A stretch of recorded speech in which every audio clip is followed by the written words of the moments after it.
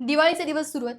सगळीकडे दिवे आणि रोषणाईचं वातावरण आहे. मुळात दिवाळी हा सण तेजोमय आणि प्रकाशमय म्हणून ओळखला जातो. पण महाराष्ट्राच्या सीमावर्ती भागात एक दिवाळी विना दिव्यांची आणि एकही कंदील न लावता साजरी केली होती. 1 नोव्हेंबर 1963 दिवाळीचा दिवस होता. महाराष्ट्राच्या सीमावर्ती भागात असलेल्या बेळगावमध्ये या दिवाळीच्या दिवशी बेळगावातील लोकांनी कंदील न लावता आणि दिवे न पेटवता हा दिवस काळा दिवस म्हणून पाळला आणि तेव्हापासून आजपर्यंत तिथे हा दिवस काळा दिवस म्हणूनच साजरा केला जातो. कित्येक पिढ्या गेल्या, कित्येक जीव गेले, पण हा मराठी कन्नड वाद मिटला नाही की मिटवला गेला नाही. ऐन दिवाळीत साजरा केलेला हा काळा दिवस आजही का पाळला जातो? या सगळ्या प्रकारात तिथल्या लोकांचं म्हणणं नक्की काय आहे? कर्नाटकात मराठी लोकांचं राजकीय आणि सामाजिक स्थान नक्की काय आहे? चला जाणून घेऊयात आजच्या भागात. नमस्कार मंडळी, मी वैष्णवी आणि तुम्ही पाहताय .exp. देश स्वतंत्र झाल्यानंतर देशात भाषावार प्रांतरचना करण्यात आली. त्या भाषेच्या लोकांची राज्य स्थापन झाली. पण त्याच वेळी काही जटिल प्रश्न देखील निर्माण झाले, ज्यापैकी काही प्रश्न अजूनही धुमसत आहेत आणि त्या धगीत लोकही होरपळले जात आहेत. याविषयी अजून थोडं एक्सप्लोर करू. स्वातंत्र्यानंतर भाषावार राज्यांची मागणी होऊ लागली. 1953 साली आंध्र प्रदेशची निर्मिती झाली.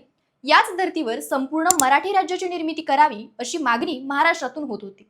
अशीच मागणी देशातील इतरही भागातून होतच होती. कोणत्याही सार्वजनिक चळवळीमागे विधायक विचार आणि समाजहित आवश्यक असतं, तरच त्याला लोकांचा पाठिंबा मिळतो आणि चळवळ यशस्वी ठरते.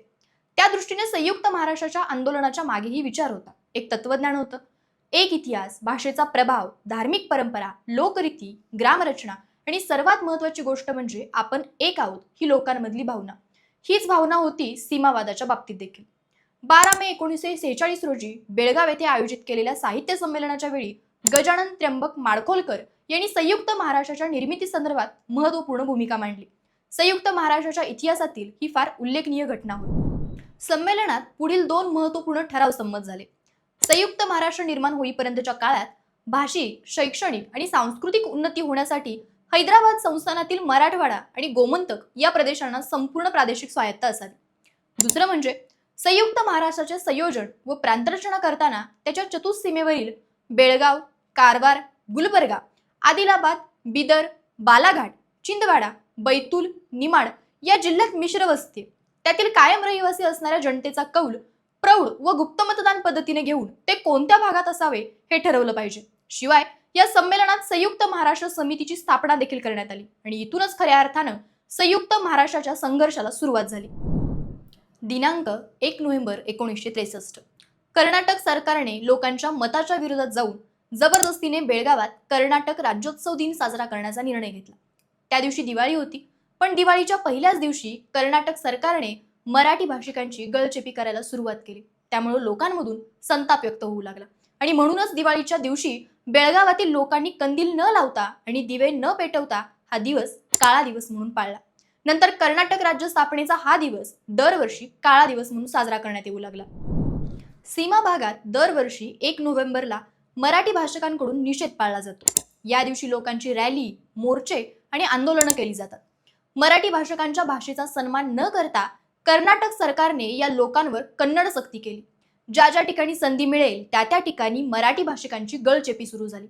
कर्नाटक सरकारने जरी कितीही गळचेपी केली तरी आजही बेळगावातील लोकांनी लोकशाहीच्या माध्यमातून हा लढा जिवंत ठेवला आहे. लोकशाहीच्या माध्यमातून देशातील सर्वाधिक काळ चाललेला हा लढा आहे. आज या लढ्यात सीमा भागातील 4थी 5वी पिढी लढती, तीही तितक्याच ताकदीने.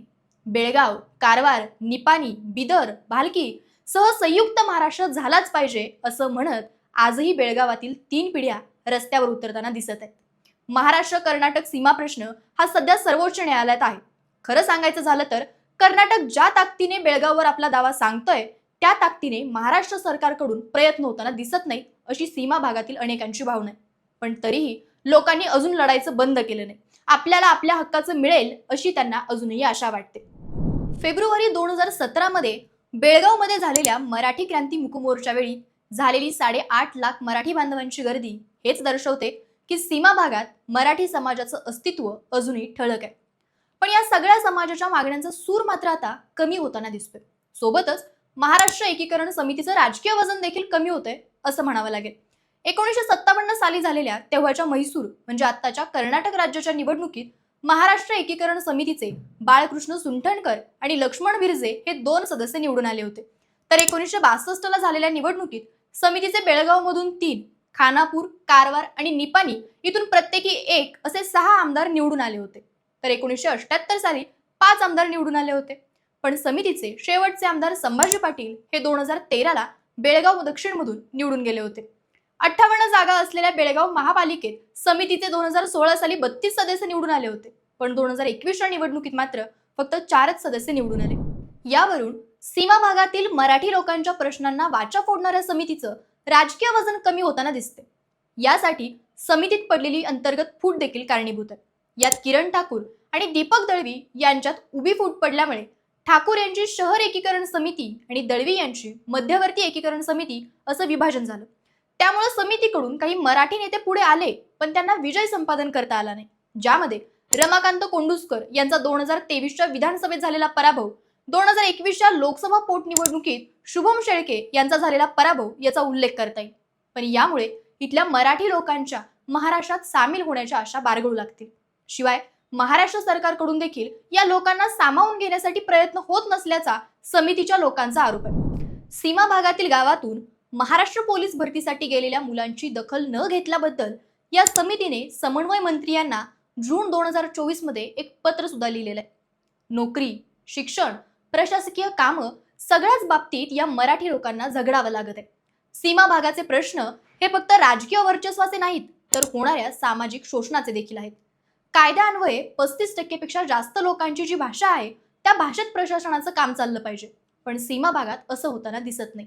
तिथल्या शाळांमध्ये कन्नडची होणारी सक्ती आणि प्रशासनात असणारी कन्नड भाषा याचा तिथल्या लोकांना आजही त्रासच होतोय.